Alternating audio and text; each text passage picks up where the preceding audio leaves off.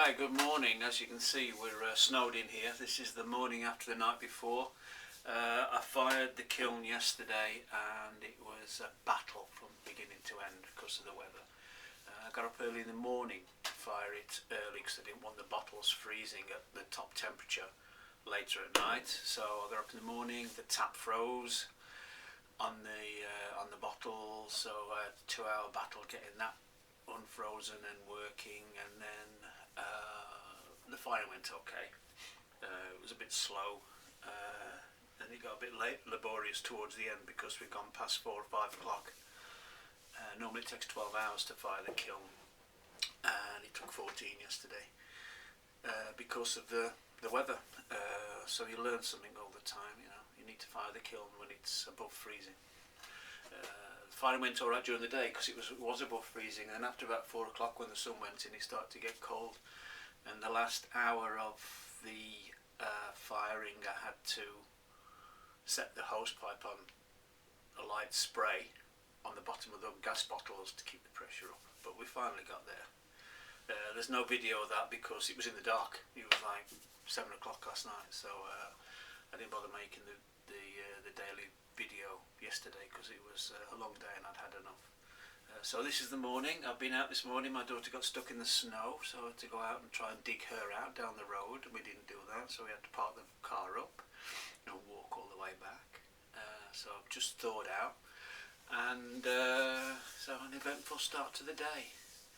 She works nights, bless her, so she's in bed now, warming up, fast asleep. But you know, it's all good fun. And so here's the video of yesterday's firing. I don't know how interesting it is because I've not edited it yet, but here it is. Good morning everyone, it's early o'clock, and I've just lit the first burner down here. It's on such a low flame that it pops out a little bit. There's no draw with it yet, so just pop that there. I'm going to give it half an hour on that low burner. It's really trickle, and we'll light the other burner.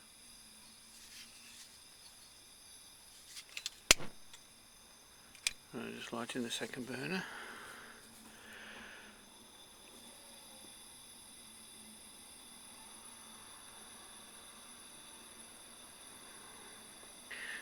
The kiln's heating up inside now, so it's drawing the flame in. So we don't need those bits of shelf anymore. Just making sure the burner's set up okay.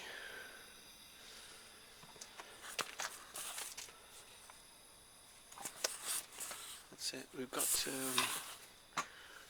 it's like a smaller brick here with this top spy hole, just to let the damp out. You can feel it if you put your hand there. The heat's coming out, but you can feels damp. Feels moist. So I'm going to give it another half an hour just to dry out the sort of ambient water in the kiln, and then we'll get going proper. Okay, just a quick update. We had a lot of problems this morning with frost. It's frozen up the tap, which is inside this bubble wrap here now, this sort of foam covering. I've had to tie it on to keep it from freezing up. When it freezes up, the diaphragm stretches and the pressure just goes uncontrollable. So I had to free off with hot water and then wrap it up. But fingers crossed. We're getting above freezing here now, so it should be okay. So the lesson to be learned is this time of year, fire it in the daytime when the sun's on it, not in the night. Never too old to learn. Okay, the reading at the moment now is 9:29. We got over the freezing problem. The sun's come out, it's gone above freezing now, so that headache's out of the way. So we're just about to go into reduction, give it another 10-15 minutes, and then I'll be putting it in reduction. Okay, to put it in reduction, you just slide the primary air closed on both burners. Just closes this primary air off here a little bit, and then the damper goes in to there, and we should get quite a bit of quite a bit of flame coming out of there now. Sort of a dirty orange flame. So just checking to make sure that the temperature's still going up slowly.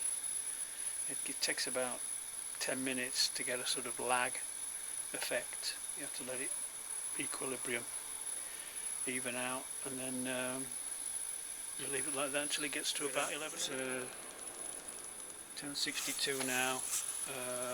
Another hour of reduction and then we can ease off. But it's going alright. You can see by the top of the spire hole there, the black, this soot. You can see the dark orange flame coming out. Some nice heavy reduction there, good fishinos. So panic over from this morning, and we're well underway. Okay, we're at 11:15 now. It's time to take it out of heavy reduction, body reduction, and I'm just going to open up the damper, but I'm going to leave the two burners in primary reduction, and that helps keep it in sort of a light reduction till the end of the firing, but the temperature will go up a little bit quicker now. Okay, finally it's been a battle to go to temperature with these cold days. It's gone dark, gone cold again now, so we finally got 1280. Column 10 is over and it's in heavy reduction again now. That's the kind of flame we're talking about. There, this one here.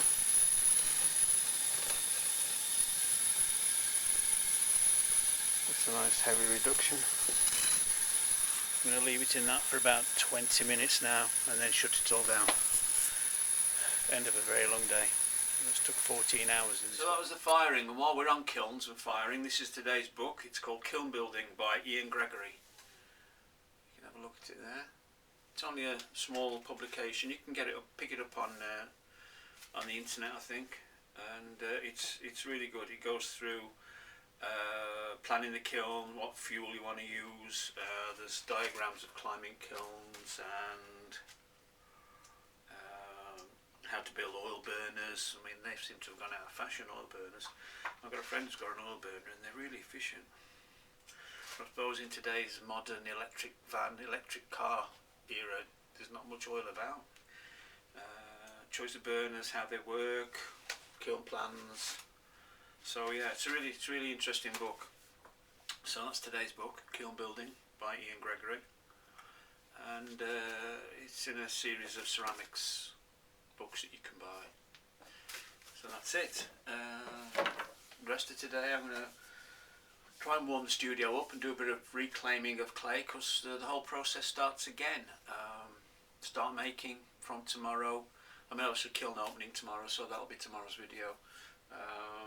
And then just to start making again now. Another cycle of 5 or 6 weeks, and hopefully by then we'll be beginning of spring.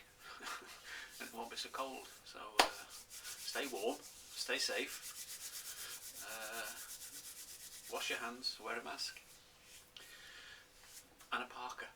See you soon.